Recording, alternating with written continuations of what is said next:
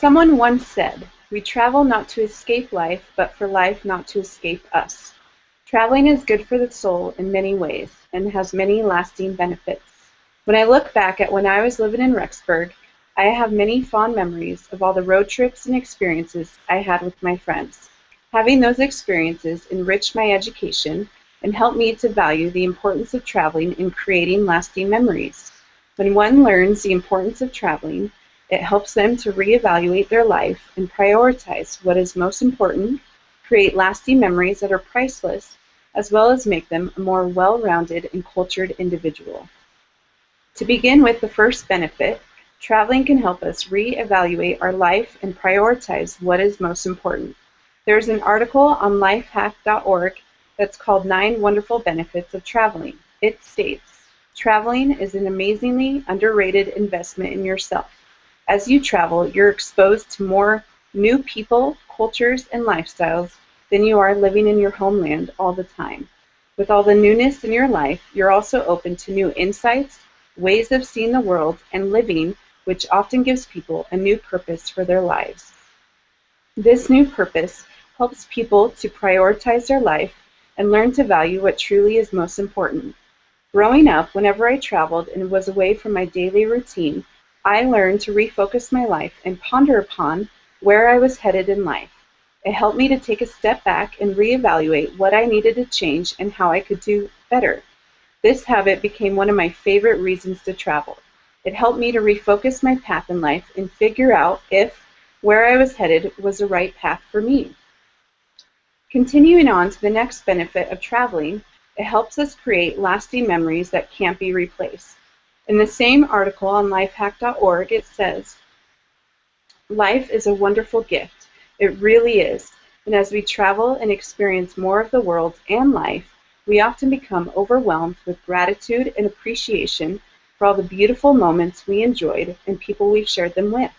One of my favorite trips was when I went to Havasu Canyon in the Grand Canyon. It is the Havasupai Indian Reservation that is 10 miles down in the Grand Canyon from the trailhead. When you arrive, you park in a parking lot and camp overnight. We literally slept on the ground in between our cars. You then wake up around 4 a.m. and start the descent to the campground. The reason for leaving so early is that you want to beat the heat of the sun. You carry everything you have in your backpacks, unless you pay to have a horse or a mule carry it for you. After hiking for 10 miles, you reach the base camp. You then are able to explore several different waterfalls and rivers. Havasupai means people of the blue-green waters. The water is crystal clear and feels like an oasis in the desert. One of my friends had lived in Hawaii and said that these waterfalls compared to the beauty of Hawaii. It was spectacular, and I will never forget my incredible experience being there. I want to now show you a few pictures from that trip. This one is, we didn't even reach our base camp yet, so it's just walking on the way to our base camp. And as you can see, there's a lot of people that swim there, and when we went, there was a lot of locals that would jump off the top of there. And then this next one is actually at the top of our base camp. So as we're getting to our campground, this is the waterfall that we would see. And you can also see how clear the water is. So those are two pictures I wanted to show.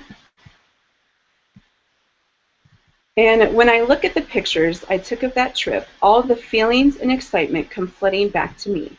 During that trip, I was also able to see the Grand Canyon from many different points of view. My friends and I arrived a half a day early, so we got to see the Grand Canyon at one of the tourist locations from the top looking down. As mentioned earlier, we then were able to hike and camp inside the Grand Canyon. At the end of our trip, I was able to fly out of a helicopter and view it from the sky. It was an incredible trip. It's hard for me to remember what classes I took last year or the homework that was required, but when I think back to this trip and several other trips I have taken, I can remember very specific details of the fun and exploring I had at that time. This leads me to my last point, that travel also helps you to be a more well-rounded and cultured person. According to SydneyBackpackers.com, experiencing different cultures can also be enlightening and educational. Many travelers look for places to visit whose cultures are different from their own. Learning about others' lives and customs deepens our understanding of ourselves and of our world. It teaches us respect and is humbling in many cases. When I visited the Havasupai Reservation, I saw how the Indians lived in humble circumstances. In order for them to get any medical attention, they had to have a doctor fly in on a helicopter. They didn't have any cars, but relied on the helicopter for emergencies. After camping there, I came to appreciate all of the luxuries that I have been blessed with and take for granted. It helped me to see and understand how other people live. In this way, it also helped me to appreciate my own home and learn not to take it for granted so much. As a result of my experiences with traveling, I have come to learn that it helps me prioritize my life, have lasting memories that I will cherish always, and helps me to be more cultured. I don't consider myself a world traveler, but that doesn't mean I can't start now. I have been able to travel to various locations, mainly in the U.S., and the more I do, the more it makes me want to continue to travel and explore. I once heard of a family who decided to not spend their money on toys, but rather on traveling. They invested in their family and the memories they would create together. I hope to do the same with my own family. I would like to end with a quote by Mark Twain when talking about traveling. He says, 20 years from now, you will be more disappointed by the things that you didn't do than by the ones that you did do. So throw off the bowlines, sail away from the safe harbor, catch the trade winds in your sails, explore, dream, discover. Thank you.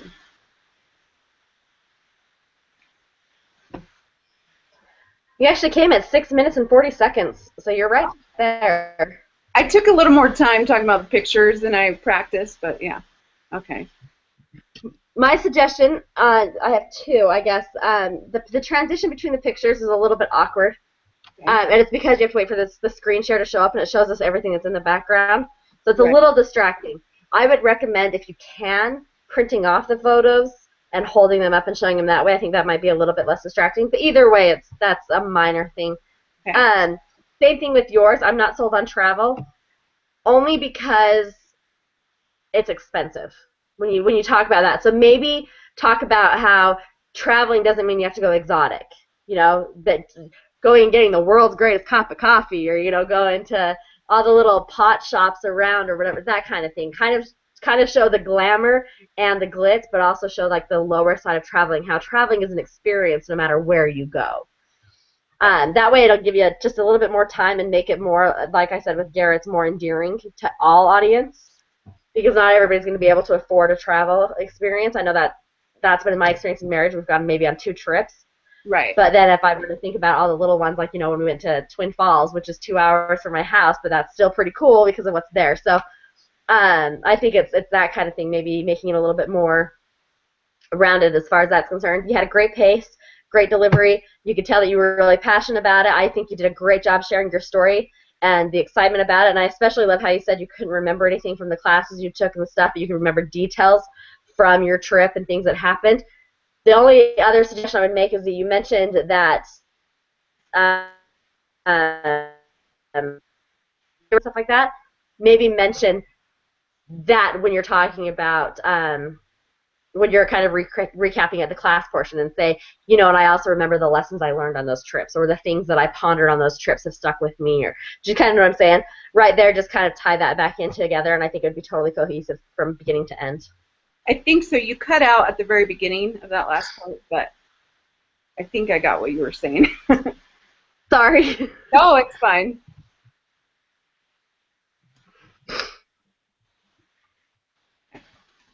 Thank you very much for that.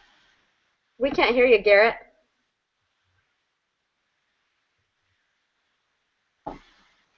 Oh, is the same thing going to happen as last time? Do you have headphones? Because, yeah, you can. Or you could type it. We had this happen in my last group, Summer. Check your control room controls and make sure that his mic's turned on from you. Mine? What do you mean, control room? On the left side, the black box, the very bottom one, the black with the controls, click on that and see if his mic's on. A black box? Oh, yeah, I was looking at. They all look the same. Yeah. Then it's something on his end. Which I would think it would be because both mine and yours are working. So that, huh? Could you type it, Gary? Love the description for wonderful. Thank you.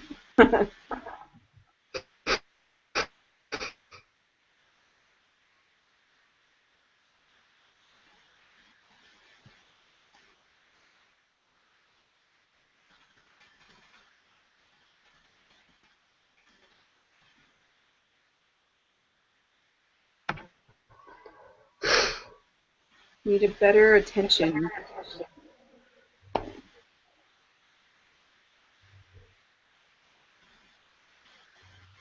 I wonder what would work in that case if you did do a attention story. Like what kind of, because of the travel, because travel's so individualistic, what would be a good attention giver in that instance? Are you asking me, Garrett, or because Kind of both. Because my you mentioned you need something that's a little bit stronger, and I'm trying to think what that could be. Go ahead. right, and I was thinking the same because uh, yeah, you can use several different attention getters like personal story or a quote like I did. So that's why I was curious too.